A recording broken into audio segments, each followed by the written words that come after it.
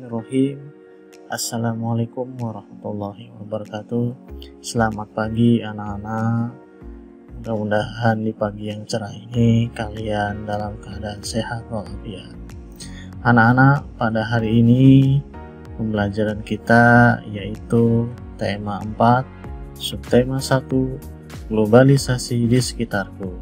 Fokus pembelajaran pada hari ini adalah pembelajaran 1. Anak-anak, sebelum kita lanjut ke pelajaran selanjutnya, jangan lupa klik subscribe dan like-nya ya. Ayo kita lanjut pembelajaran.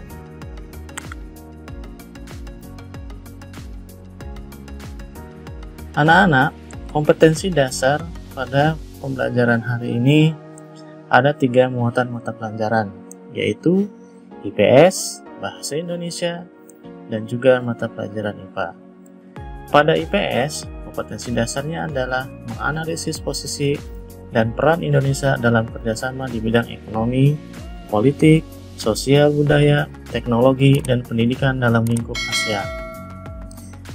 Kemudian, menyajikan hasil analisis tentang posisi dan peran Indonesia dalam kerjasama di bidang ekonomi, politik, sosial budaya, teknologi, dan pendidikan dalam lingkup ASEAN.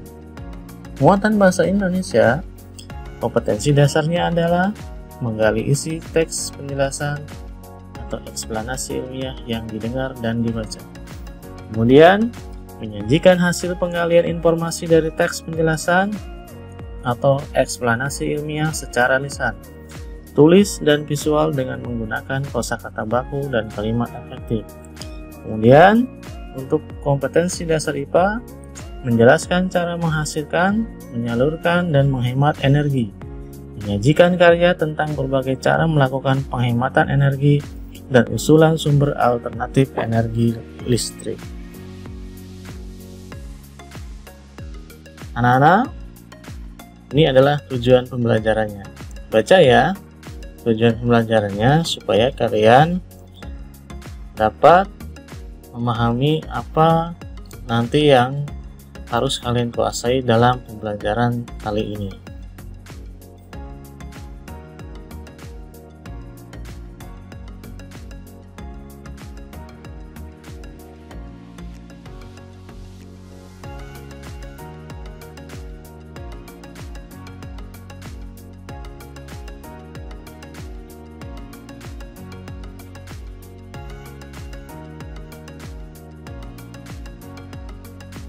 Lanjut ya anak-anak. Sekarang kita lanjut pelajarannya. Kita berada di era globalisasi. Dapatkah kalian menyebutkan dan menjelaskan fakta tentang globalisasi yang ada di sekitarmu? Pengertian globalisasi. Pengertian globalisasi menurut bahasa adalah global dan sasi. Global adalah mendunia dan sasi adalah proses. Jadi apabila pengertian globalisasi menurut bahasa ini digabungkan, akan menjadi proses sesuatu yang mendunia. Pengertian globalisasi secara singkat adalah sebuah proses di mana antar individu atau kelompok menghasilkan suatu pengaruh terhadap dunia. Itu adalah pengertian globalisasi. Masih merujuk pada pengertian globalisasi. Globalisasi adalah suatu proses menjadi global atau mendunia. Peristiwa yang terjadi di belahan dunia lain dapat kita saksikan langsung tanpa harus mendatanginya. Contoh, seperti pertandingan sepak bola, Piala Dunia yang kalian diskusikan tadi. Dengan globalisasi, kita juga dimungkinkan berkomunikasi dengan kerabat di negara lain melalui alat telekomunikasi. Perkembangan alat transportasi juga berperan untuk memudahkan kita mencapai lokasi lain dalam waktu yang lebih singkat. Dengan demikian, produk dari berbagai negara juga dapat dinikmati masyarakat dunia dalam waktu yang lebih singkat. Anak, perhatikan gambar-gambar berikut ini. Di sini disajikan beberapa gambar yang berhubungan dengan globalisasi. Yang pertama itu gambar batik, kemudian gambar karpet, kemudian gambar boneka, produk boneka dari Tiongkok, kemudian produk-produk mobil dari Jepang, produk jam tangan dari Swiss, dan produk susu dari Selandia Baru. Globalisasi memungkinkan beragam produk dari negara lain dapat kita temui. Kita bisa menemui berbagai makanan dari negara lain seperti pizza, jam tangan, atau boneka dari negara lain. Produk Indonesia juga bisa ditemui di luar negeri, misalkan batik. Perkembangan komunikasi dan transportasi menjadikan barang-barang tersebut mudah ditemui di negara lain. Ini dapat terjadi karena proses globalisasi kita dapat berinteraksi dengan negara lain seperti interaksi dalam perdagangan, budaya, berbagai negara, dan sebagainya. Globalisasi dimulai di abad 20 seiring dengan perkembangan teknologi, terutama teknologi di bidang komunikasi, dengan ditemukannya televisi, komputer, telepon, dan perangkat komunikasi lainnya, menjadikan informasi menjadi sangat cepat diakses oleh semua orang di bidang penjuru dunia hanya dalam hitungan detik. Karena itu, globalisasi juga dikatakan sebagai masa yang mampu menembus ruang dan waktu.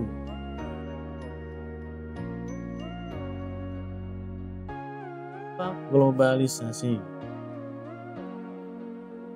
Globalisasi memiliki dampak baik positif maupun negatif. Dampak positif globalisasi yang pertama, mengangkat nilai-nilai universal seperti isu kesetaraan, kemanusiaan, demokrasi, keadilan, dan lain-lain. Kedua, memungkinkan saling mengenal perbedaan budaya, agama, aturan dari berbagai masyarakat. Hal ini terjadi akibat pertukaran informasi dan pengetahuan yang cepat, termasuk komunikasi yang mudah. Kemudian dampak negatifnya, yang pertama, memunculkan perilaku konsumtif, kemudian mengikis kebudayaan lokal, kemudian menghilangkan tradisi, kemudian mempertinggi kesenjangan sosial dan mendorong potensi kriminalitas. Itu adalah dampak globalisasi. Anak-anak, pada era globalisasi ini, Indonesia juga melakukan kerjasama dengan negara lain, termasuk dengan negara-negara ASEAN.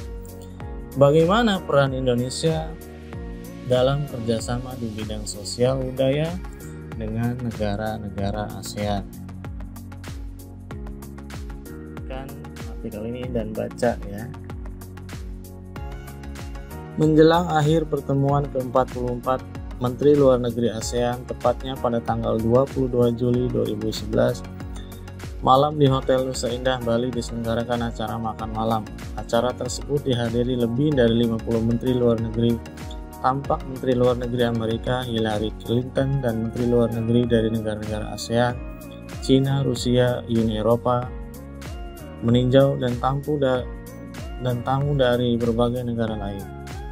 Tentu saja berbagai makanan tradisional dihidangkan dan berbagai kesenian daerah ditampilkan seperti tarian-tarian tradisional Jakarta, Bali, dan Aceh.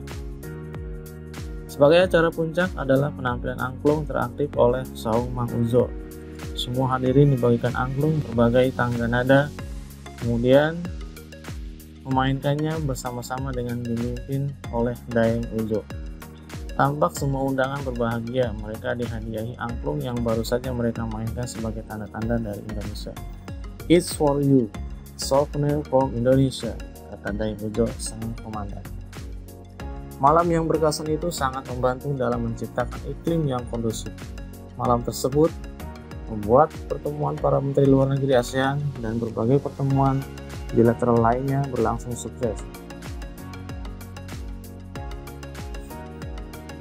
Dari bacaan tersebut ada beberapa informasi yang diperoleh, antara lain bentuk kerjasama Indonesia dengan negara-negara Asia Tenggara, diantaranya kerjasama pertemuan Menteri Luar Negeri ASEAN. Informasi yang kedua, Dalam pertemuan ke-44, Menteri Luar Negeri ASEAN, Indonesia berperan sebagai tuan rumah.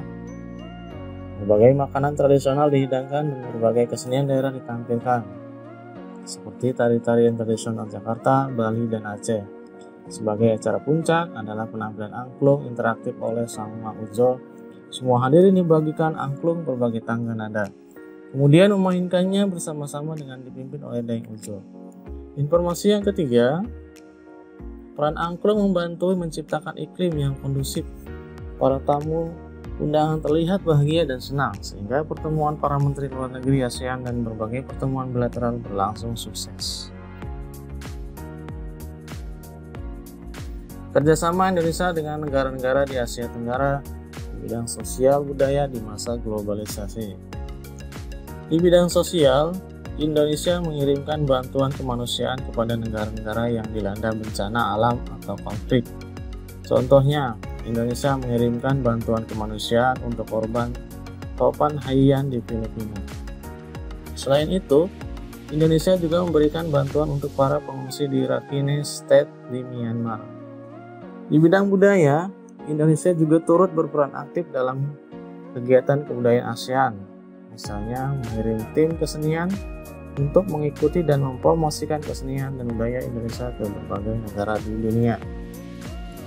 Mengundang seniman dari negara tetangga untuk mengadakan pentas seni di Indonesia, menyelenggarakan festival dan pekan film, mengadakan festival seni. Itu adalah bentuk kerjasama Indonesia dengan negara-negara di Asia Tenggara.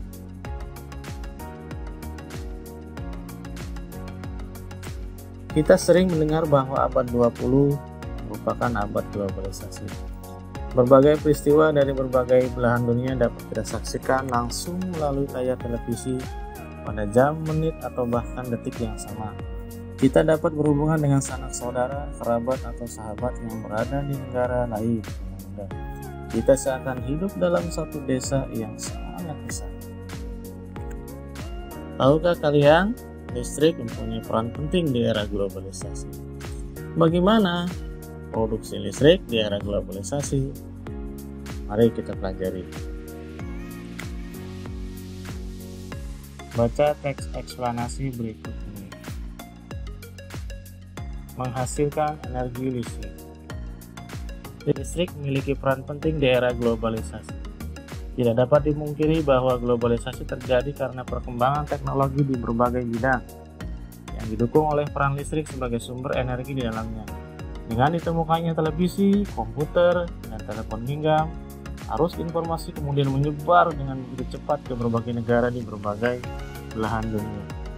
Kebutuhan akan listrik kemudian menjadi sesuatu hal yang harus dipenuhi bagi semua negara di era globalisasi saat ini. Listrik dihasilkan di pusat pembangkit menggunakan beragam sumber energi. Pada pembangkit listrik tenaga air atau PLTA, air dari waduk atau sungai masuk melalui pintu yang diatur oleh katup pengaman.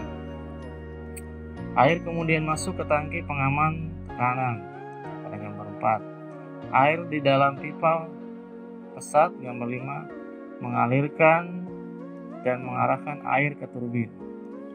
Nomor 7.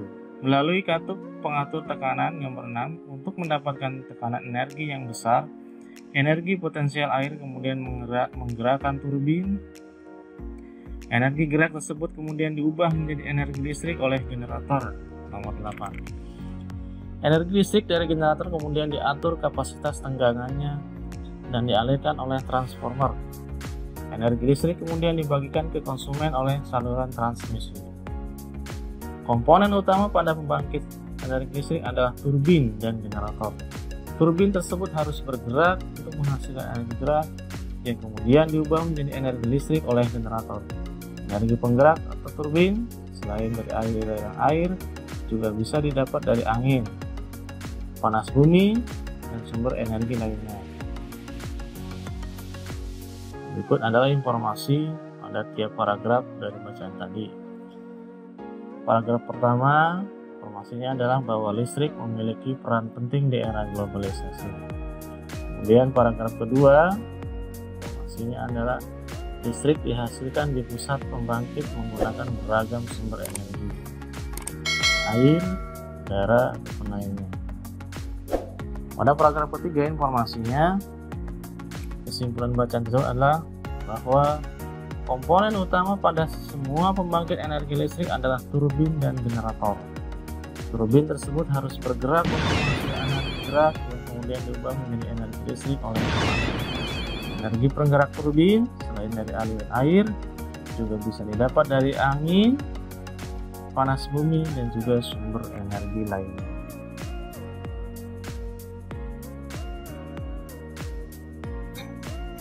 Pada pusat pembangkit dari waduk-waduk besar, energi listrik yang dihasilkan juga sangat besar dan mampu memenuhi kebutuhan listrik warga di banyak wilayah.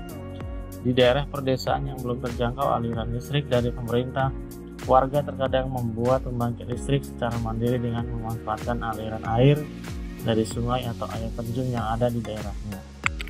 Pembangkit tersebut tentunya menghasilkan energi listrik yang hanya cukup untuk memenuhi kebutuhan listrik warga sekitar saja. Pembangkit listrik tersebut dinamakan pembangkit listrik mikrohidro yang memanfaatkan sumber energi alternatif dari aliran air yang ada di lingkungan sekitar.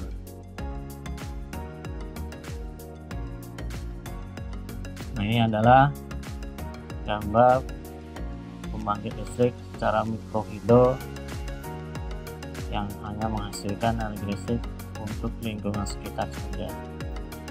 Bagaimana prosesnya?